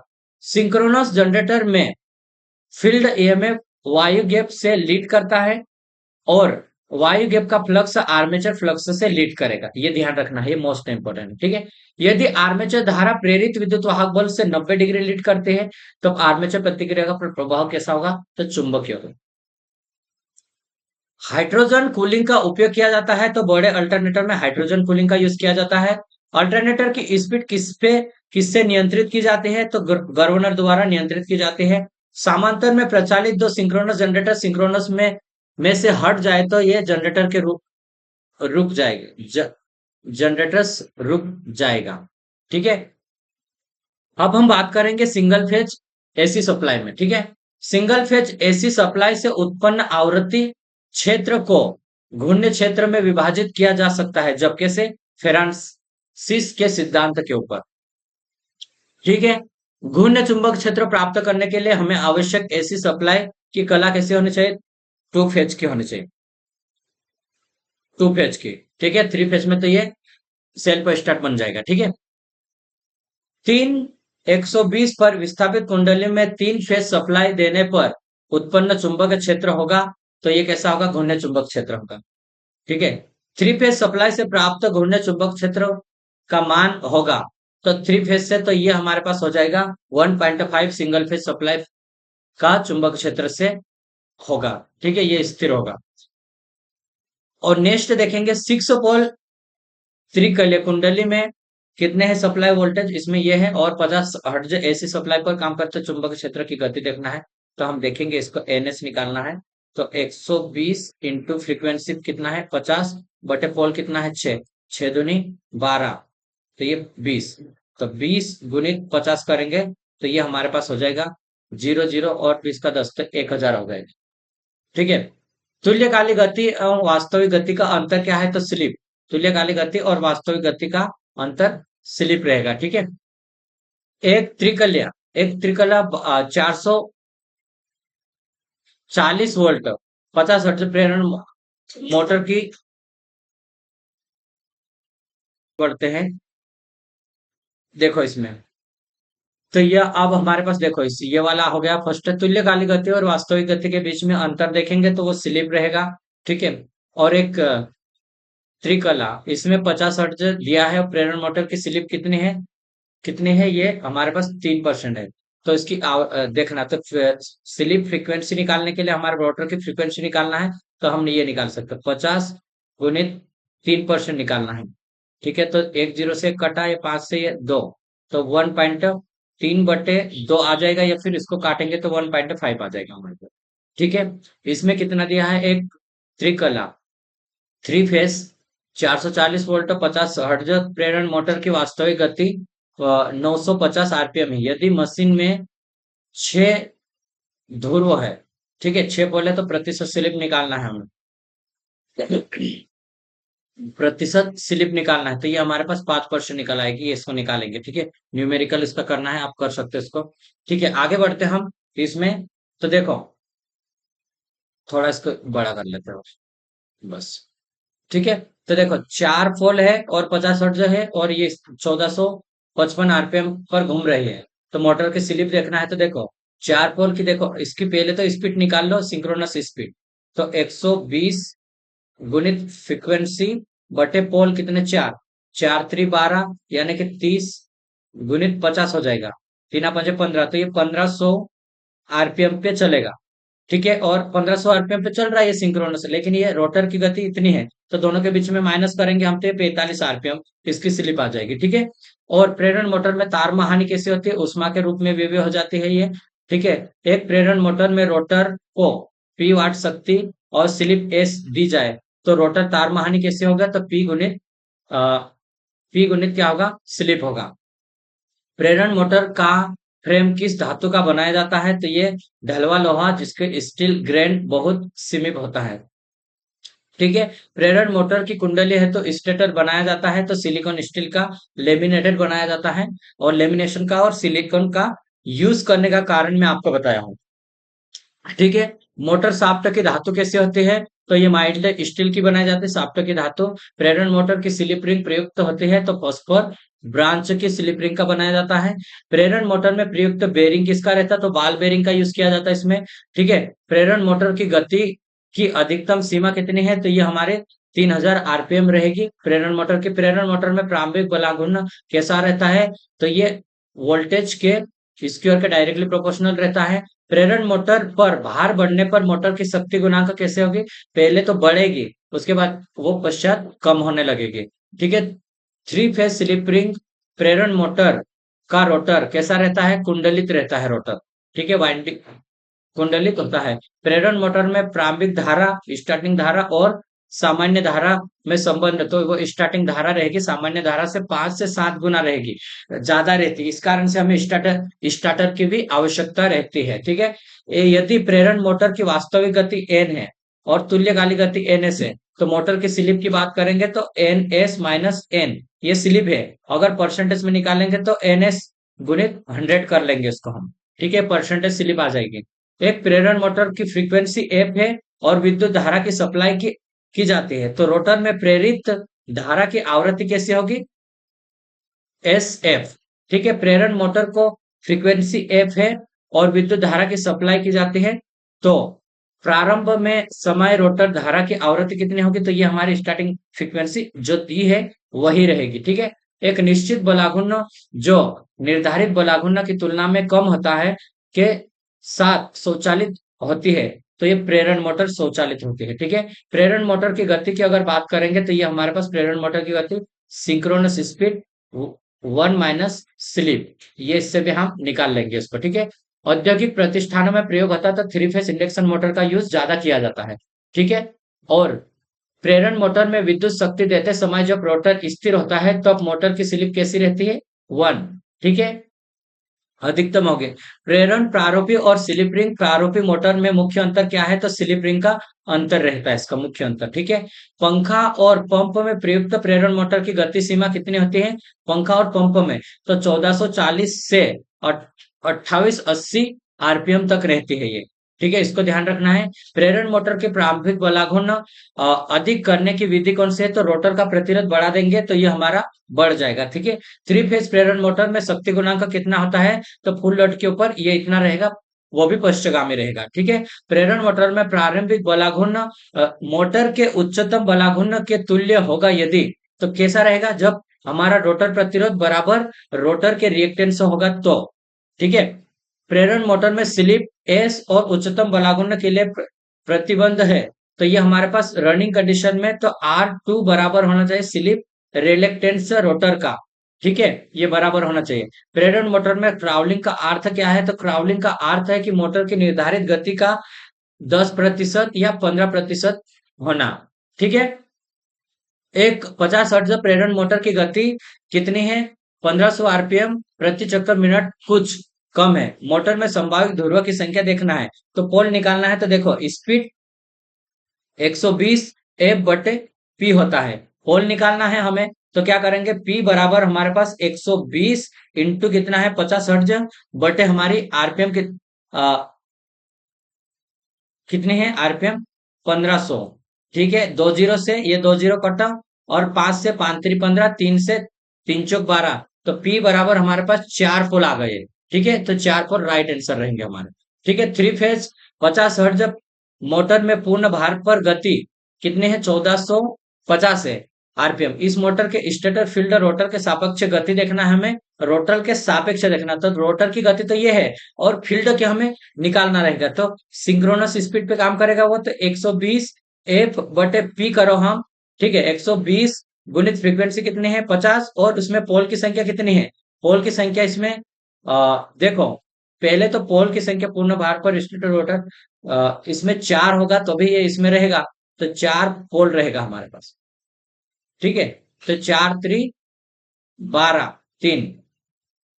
ठीक है, तो हमारे पास 1500 आरपीएम रहेगा और ये 1450 है, तो ये हमारे पास 50 हमारे पास आ जाएगा ये आरपीएम।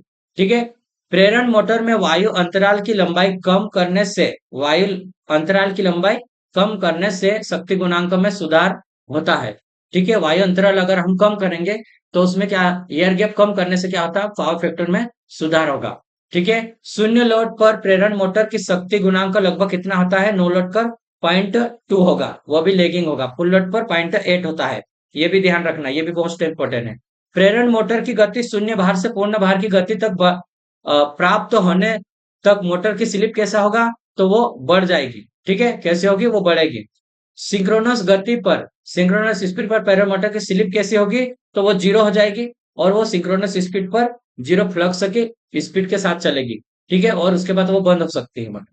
प्रेरण मोटर के संदर्भ में उचित कथन है तो क्या होगा, तो रोटर तारमहानी बराबर स्लिप गुणित रोटर पर निविष्ट, मतलब इनपुट, रोटर इनपुट शक्ति। ठीक है, तो ये हमारे पास रहेगा, रोटर की पोपरलेस निकाल सकते हैं हम।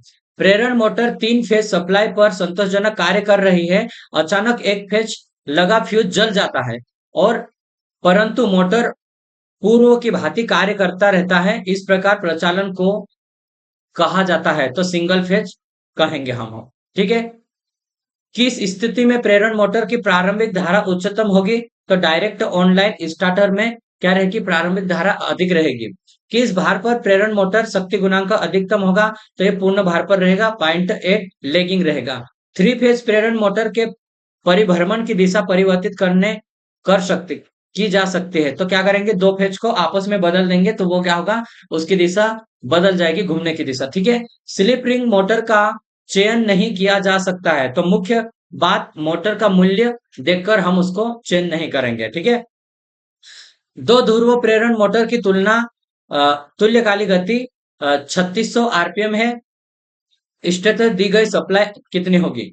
ठीक है, तो अब देखो हमारे पास कितनी है, इसकी स्पीड 3600 है, बराबर में 120, और हमें फ्रीक्वेंसी निकालना है एफ, और इसके पी, दो ध्रुव है इसमें, तो 2 पोल, इधर इसमें गुना करेंगे, इसमें यहाँ पे ले आता 3600 गुणित 2 बटे में हम करेंगे इसको 120 बराबर फ्रीक्वेंसी।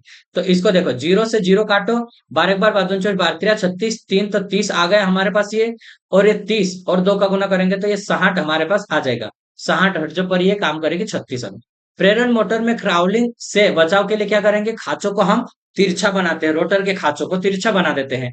ठीक है, तो क्राउलिंग कम हो जाता है उससे। लॉकिंग का अर्थ क्या है, शून्य भार पर मोटर का ना चलना, शून्य भार रहेगी तो वो आपस में क्या होगा, स्टेटर और रोटर फ्लक्स अगर उसके खांचे सेम रहेंगे तो वो आपस में लॉक्ड हो जाते हैं।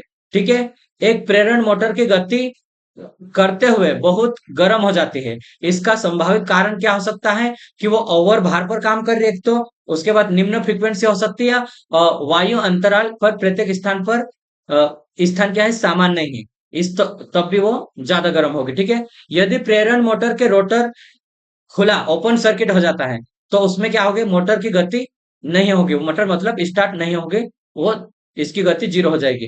प्रेरण मोटर के बलाघूर्ण स्लिप वक्र की आकृति कैसे होगी, आयताकार प्रबुल्य प्रारूपी रहती है। प्रेरण मोटर के बलाघूर्ण और स्लिप वक्र की आवृत्ति, ठीक है, टार्क एंड स्लिप के बीच में ये डायग्राम पूछा है। ठीक है, तो आयताकार होगी ये, टार्क एंड स्लिप के बीच में।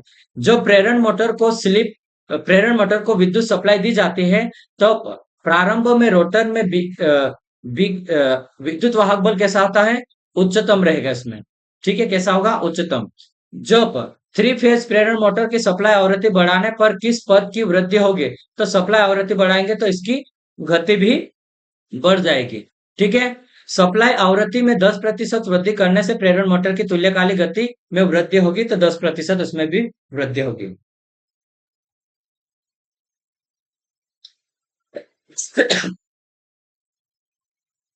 ठीक है, अब हम आगे बढ़ेंगे। प्रेरण मोटर के लघुपथ परीक्षण में रोटर को बाह्य बल लगाकर ब्लॉक किया जाता है। ठीक है, किस मोटर की गति नियंत्रण सबसे जटिल है, तो पिंजरा प्रारूपी प्रेरण मोटर की गति को नियंत्रित करना कठिन है। ठीक है, स्लिप रिंग मोटर के लिए उपयुक्त स्टार्टर क्या है? प्रतिरोध स्टार्टर है इसमें।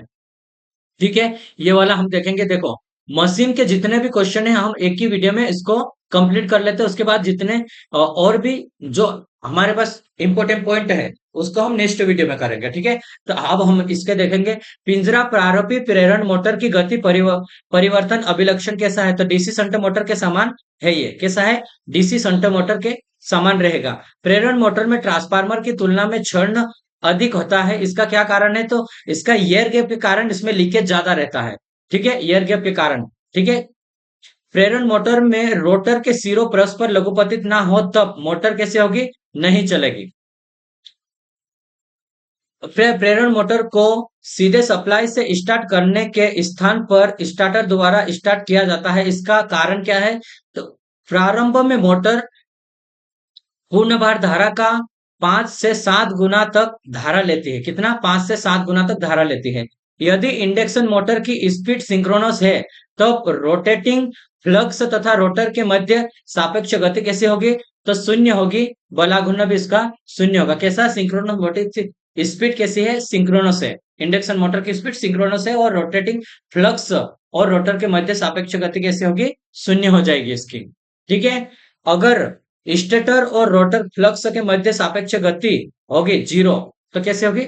स्टेटर और रोटर के फ्लक्स के बीच में, ठीक है, ये जीरो होगी। इसके ऊपर मैं शॉर्ट वीडियो भी बनाया हूं, आप इसको भी देख सकते हैं। ठीक है, जाके थ्री फेस इंडक्शन मोटर का रोटेटिंग फील्ड की दिशा में ही रोटेट करता है, वो यह है। तो लेंज का नियम के अनुसार, किसके नियम के अनुसार? लेंज के। तीन फेस इंडक्शन मोटर का रोटर रोटेटिंग फील्ड की दिशा में ही रोटेट करता है, यह लेंज के नियम के अकॉर्डिंग। ठीक है, तीन फेस इंडक्शन मोटर में रोटर कंडक्टर को एंड रिंग से शॉर्ट किया जाता है, ये ध्यान रखना है। ठीक है, शॉर्ट नहीं होगा तो वो स्टार्ट नहीं होगा। तीन phase slip ring induction motor में रोटर वाइंडिंग के ध्रुवों की संख्या कैसी होती है? तो स्टेटर पोल की संख्या के बराबर होते हैं। यदि हल्के लोड पर चलते हुए तीन फेज इंडक्शन मोटर के तीन फेज में से एक असंयोजित कर दिया जाए तो मोटर कैसी? उसी स्पीड पर चलती रहेगी। ठीक है, कैसे? हल्के लोड पर चल रही है इस कारण से। अगर फुल लोड पर रहते ना तो वो दिक्कत आती है उसमें। ठीक है, पिंजरा रोटर तीन फेज इंडक्शन मोटर की स्पीड कैसे होगी? स्टेटर साइड से बदली जा सकती है। ठीक है, पूर्ण लोड की अवस्था में तीन फेज इंडक्शन मोटर की स्लिप कितनी होती है? 0.3 से 0.4 तक। ब्लॉक्ड रोटर की अवस्था में तीन फेज इंडक्शन मोटर एक ऐसे ट्रांसफार्मर के समान होते हैं जिसकी सेकेंडरी शॉर्ट सर्किट हो।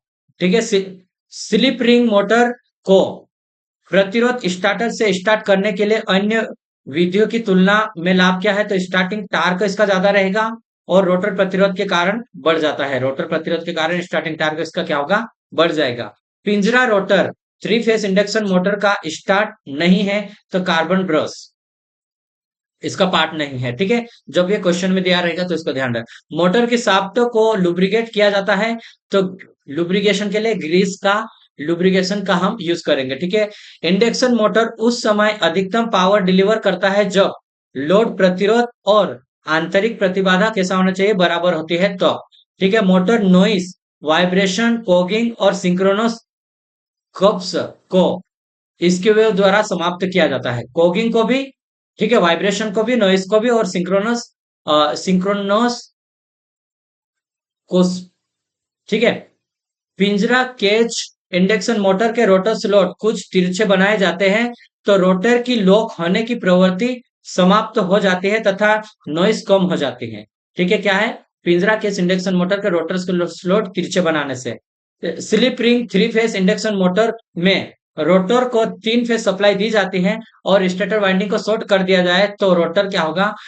रोटेटिंग फील्ड की दिशा के विपरीत रोटेट करेगा। ठीक है, अब हम देखेंगे सिंक्रोनस मोटर के इंपॉर्टेंट पॉइंट्स। ठीक है, सिंक्रोनस मोटर की गति कैसी होती है? स्थिर होती है। सिंक्रोनस मोटर में रोटर को दी जाने वाली उत्तेजन वोल्टेज होती है शुद्ध डीसी रहती है। ये कैसी रहेगी? रोटर को दी जाएगी वो डीसी रहती है। ठीक है, सिंक्रोनस मोटर की गति निर्भर करेगी। तो ये फ्रीक्वेंसी के ऊपर और पोल के ऊपर निर्भर करती है। ठीक है, ये भी इंपॉर्टेंट पॉइंट है। तुल्यकालिक मोटर जो सिंक्रोनस मोटर के स्टेटर में प्रेरित विद्युत वाहक बल निर्भर करता है, तो ये रोटर के उत्तेजन के ऊपर निर्भर करेगा। ठीक है, तुल्यकालिक मोटर में न्यूनतम आर्मेचर धारा होती है। न्यूनतम आर्मेचर धारा तो कितने होगी? जब यूनिटी पावर फैक्टर रहेगा तो उसमें न्यूनतम आर्मेचर धारा होगी। तुल्यकालिक मोटर शून्य लोड और अति उत्तेजन पर प्रचालित है। इसका अवस्था में मोटर कैसे काम करेगा? ये कंडेंसर के रूप में काम करेगा। तुल्यकालिक सिंक्रोनस कंडेंसर के रूप में काम करेगा ये। ठीक है, तुल्यकालिक मोटर में निरंतर धारा परिवर्तन से रोटर में दोलन उत्पन्न हो जाती है। यह प्रक्रिया क्या कहलाएगी? हंटिंग कहते हैं उसको हम। क्या कहेंगे?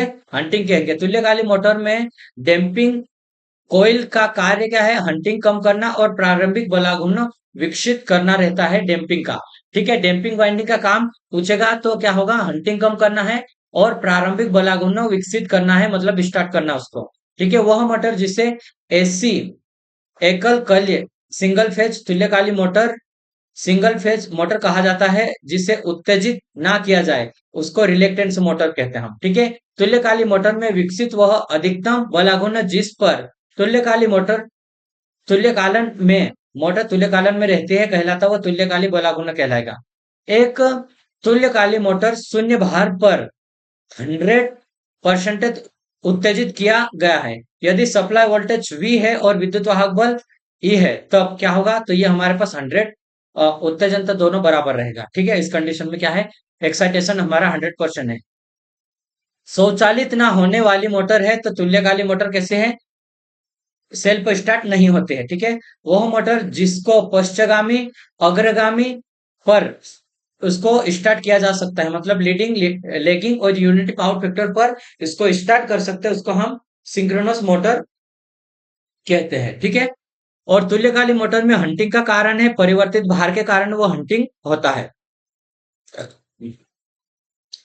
तुल्यकालिक मोटर के वी वक्र प्रदर्शित करेगा। वी वक्र किसको प्रदर्शित करेगा? क्षेत्र धारा और आर्मेचर धारा वी वक्र प्रदर्शित करता है। ठीक है, और इन्वर्टेड वी वक्र के क्षेत्र धारा और पावर फैक्टर के बीच में रहेगा। ठीक है, तुल्यकालिक मोटर के क्षेत्र के उत्तेजन सामान्य से कम होने की स्थिति में पावर फैक्टर कैसा? पश्चगामी रहेगा। और तुल्यकालिक मोटर में क्षेत्र फ्लक्स का मान सभी भारों पर कैसा रहेगा? ये स्थिर होगा। ठीक है, कैसा रहेगा? कांस्टेंट होगा। नेक्स्ट देखेंगे तुल्यकालिक मोटर के उत्तेजन परिवर्तन से परिवर्तित होने वाली राशि। तो पावर फैक्टर परिवर्तित होगा और आर्मेचर धारा परिवर्तित होगा। आर्मेचर धारा न्यूनतम जब होगा जब पावर फैक्टर हमारा यूनिटी होगा तब।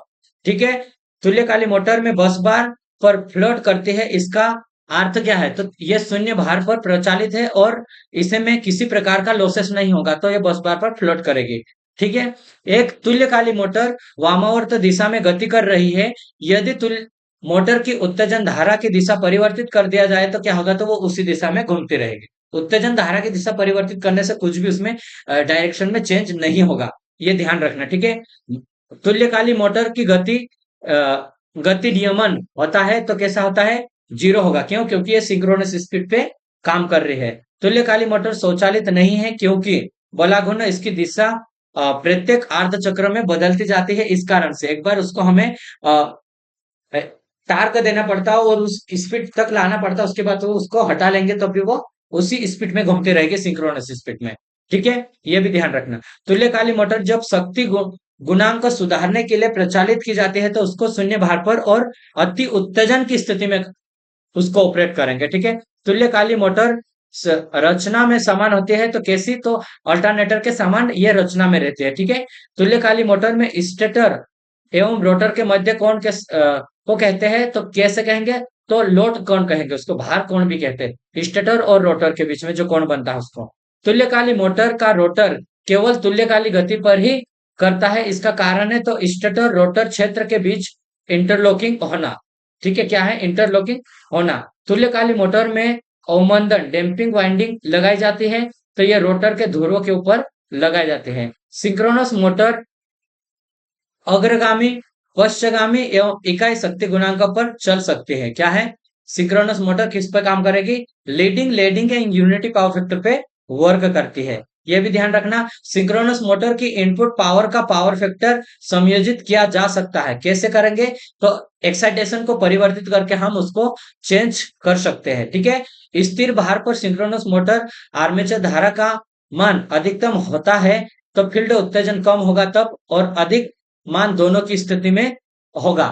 ठीक है, सिंक्रोनस मोटर में डैम्पिंग वाइंडिंग का फंक्शन स्टार्टिंग टार्क को उपलब्ध कराना है तथा हंटिंग को रोकना होता है। ठीक है, यदि सिंक्रोनस मोटर की फील्ड अनएक्साइटेड है तब पावर फैक्टर कैसा होगा? पश्चगामी होगा। ठीक है, एक single phase induction motor synchronous motor जिसे उत्तेजित नहीं किया जाता वो रिलेक्टेंस मोटर रहती है, और अति उत्तेजित सिंक्रोनस मोटर अग्रगामी पावर फैक्टर पे काम करेगी। ठीक है, अब हम देखेंगे सिंगल फेज इंडक्शन मोटर के बारे में। ठीक है, कैपेसिटर स्टार्ट विधि से मोटर स्टार्ट करने पर मोटर से उपलब्ध आघूर्ण कैसा रहेगा? सामान्य से अधिक मिलेगा। ठीक है, यदि एक स्लिप्ड फेज मोटर की मुख्य और सहायक कुंडली में धाराएं मेन वाइंडिंग करंट और स्टार्टिंग वाइंडिंग करंट दोनों के बीच मध्य एंगल फाई हो तो मोटर में विकसित बलागुण कैसा? कॉस फाई होगा। ठीक है, यूनिवर्सल मोटर एसी और डीसी किसी भी सप्लाई पर चलाया जा सकता है। ठीक है, सिंगल फेज मोटर में प्रयुक्त कैपेसिटर इलेक्ट्रोलाइट कैपेसिटर का यूज करते हैं हम, और वह रोटर जिसका बलागुण उच्चतम होता है उसे कैपेसिटर मोटर कहते हैं। वायु एयर कंप्रेसर के लिए, यह वायु संपीड़न के लिए हम किसका यूज करेंगे? Capacitor start capacitor run motor का यूज करते हैं। टेप रिकॉर्डर में प्रयोग किया जाने वाला हिस्टेरिसिस, क्योंकि हमें टेप रिकॉर्डर में हम यूज कर रहे हैं तो साउंड हमें नहीं होना चाहिए। सामान्य रूप से गति कितनी होती है? 3000 आरपीएम से अधिक प्राप्त कर सकते हैं तो हम यूनिवर्सल मोटर में प्राप्त कर सकते हैं। घरेलू फ्रिज में प्रयोग किया जाता है कैपेसिटर मोटर का यूज किया जाता है। यूनिवर्सल मोटर की परिभ्रमण की दिशा परिवर्तित करने के लिए बूस्ट टर्मिनल बदले जाते हैं और गेयरिंग का यूज करते हैं हम। ठीक है, और उच्च शक्ति गुणांकों पर प्रचालित मोटर है तो कैपेसिटर रन मोटर उच्च शक्ति पर चलेगी। ठीक है, शून्य भार पर यूनिवर्सल मोटर की गति 100 में सीमित रहती है। इसका कारण है एयर और घर्षण के कारण, एयर फ्रिक्शन के कारण। पोर्टेबल हैंड ड्रिल मशीन के लिए उपयोग है तो यूनिवर्सल मोटर है। घरेलू छत के पंखों में कैपेसिटर परमानेंट कैपेसिटर मोटर का यूज करेंगे, और विद्युत सीविंग मशीन में प्रयोग किया जाता है तो यूनिवर्सल मोटर का यूज किया जाता है। प्रचालित खिलौनों में शेडेड पोल का यूज किया जाता है, और एकल कल्य प्रेरण मोटर में प्रारंभिक बलागुण कैसा है? लगभग शून्य रहता है। ठीक है, शेडेड पोल मोटर की दक्षता कैसी रहती है? 5 से लेकर 35 तक होते हैं। शेडेड ध्रुव मोटर में परिभ्रमण की दिशा मुख्य ध्रुव से शेडेड ध्रुव की ओर होती है। शेडेड ध्रुव मोटर में शेडिंग रिंग का कार्य होता है तो घूर्णन चुंबकीय क्षेत्र उत्पन्न करना होता है। वह मोटर जिसके प्रचालन के समय न्यूनतम शोर होता है तो हिस्टेरिसिस मोटर होगा। कौन सा? हिस्टेरिसिस मोटर होगा। रिलेक्टेंस मोटर उत्तेजित होता है तो सिंगल एक्साइटेड रहता है। ठीक है, कैपेसिटर मोटर में प्रयुक्त कैपेसिटर की वोल्टेज क्षमता सप्लाई वोल्टेज के अधिकतम वोल्टेज मान पर निर्धारित की जाती है। वैक्यूम क्लीनर के लिए उपयुक्त मोटर है तो यूनिवर्सल मोटर उपयुक्त रहता है। सीलिंग फैन और सप्लाई देने में विपरीत दिशा में निम्न गति से चलता है। इसका संभावित कारण क्या है? कैपेसिटर का कार्य न करना। सीलिंग फैन कैसा? विपरीत दिशा में चलेगा। ठीक है, स्लिप्ड फेज मोटर की गति की दिशा बदली जा सकती है तो उसकी स्टार्टिंग वाइंडिंग और सहायक वाइंडिंग में परिवर्तन सिरे को परिवर्तित करके। सिंगल फेज मोटर में चुंबकीय क्षेत्र उत्पन्न होता है तो पल्सेटिंग अल्टरनेटिंग का होता है। ठीक है, विभक्त कला मोटर में दोनों कुंडली संयोजित की जाती है तो समांतर क्रम में संयोजित की जाती है। शेडेड ध्रुव मोटर किस प्रकार के ध्रुव में होते हैं? तो सैलिएंट पोल में होते हैं। ठीक है, शेडेड ध्रुव। इलेक्ट्रिकल मिक्सर के लिए उपयुक्त यूनिवर्सल मोटर रहता है। शेडेड मोटर में शेडिंग प्राय बनाई जाती है तो कॉपर की बनाई जाती है। ठीक है, स्लिप्ड फेज मोटर की रनिंग वाइंडिंग मतलब मेन वाइंडिंग निम्न प्रतिरोध की और प्रतिघात उसका ज्यादा रहता है, और स्टार्टिंग वाइंडिंग में प्रतिरोध अधिक रहेगा और प्रतिघात उसका कम रहेगा। रिपल्शन मोटर प्रारंभिक बलागुण निर्भर करता है ब्रश के अक्ष के ऊपर। सिंगल फेज वाइंडिंग द्वारा ईएमएफ पल्सेटिंग और स्थिर रहेगा, घूमने वाला नहीं होगा। ठीक है, कैपेसिटर स्टार्ट मोटर प्रयोग किया जाता है तो इलेक्ट्रोलाइट कैपेसिटर का यूज किया जाता है उसमें। और कैपेसिटर स्टार्ट मोटर में कैपेसिटर का मान कैसा रहता है? स्टार्टिंग बलागुण को कंट्रोल करता है ये। और सेंट्रीफ्यूगल स्विच का उपयोग नहीं किया जाता तो शेडेड पोल में नहीं किया जाता है, और परमानेंट कैपेसिटर में भी नहीं किया जाता, ठीक है। और एक यूनिवर्सल मोटर स्पीड मोटर अभिलक्षण समान रहता है, डीसी श्रेणी मोटर के समान ये यूनिवर्सल मोटर रहता है, ठीक है। वह मोटर जिसका प्रारंभिक बलागुण उच्चतम रहता है, capacitor start motor. Single phase motor एक अभिलक्षण है, सव्य स्टार्ट नहीं होता है और रोटेटिंग चुंबक क्षेत्र उत्पन्न करने के लिए 90 पर स्थित दो कुंडली में धारा प्रवाहित की जाती है, यह सिद्धांत है। तो फेज शिफ्टिंग है ये सिद्धांत।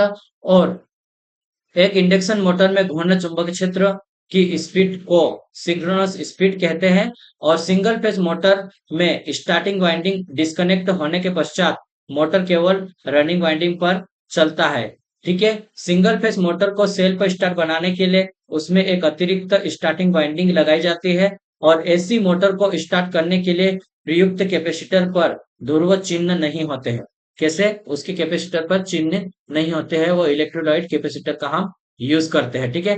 स्लिप्ड फेज मोटर को स्टार्ट करने के लिए रनिंग तथा स्टार्टिंग दोनों वाइंडिंग को समांतर में कनेक्ट किया जाता है और कैपेसिटर स्टार्ट मोटर में कैपेसिटर स्टार्टिंग वाइंडिंग के साथ में सेंट्रीफ्यूगल स्विच के श्रेणी में कनेक्ट किया जाता है और रिपल्सन मोटर में ब्रशों को जंपर वायर द्वारा आपस में कनेक्ट किया जाता है रिपल्सन मोटर में। और एक repulsion start induction run motor में सभी कम्यूटेटर सेगमेंटों को शॉर्ट किया जाता है किसी शॉर्ट सर्किट युक्ति द्वारा और repulsion start induction run motor में शॉर्ट सर्किट युक्ति अपकेंद्रीय बल द्वारा ऑपरेट होती है।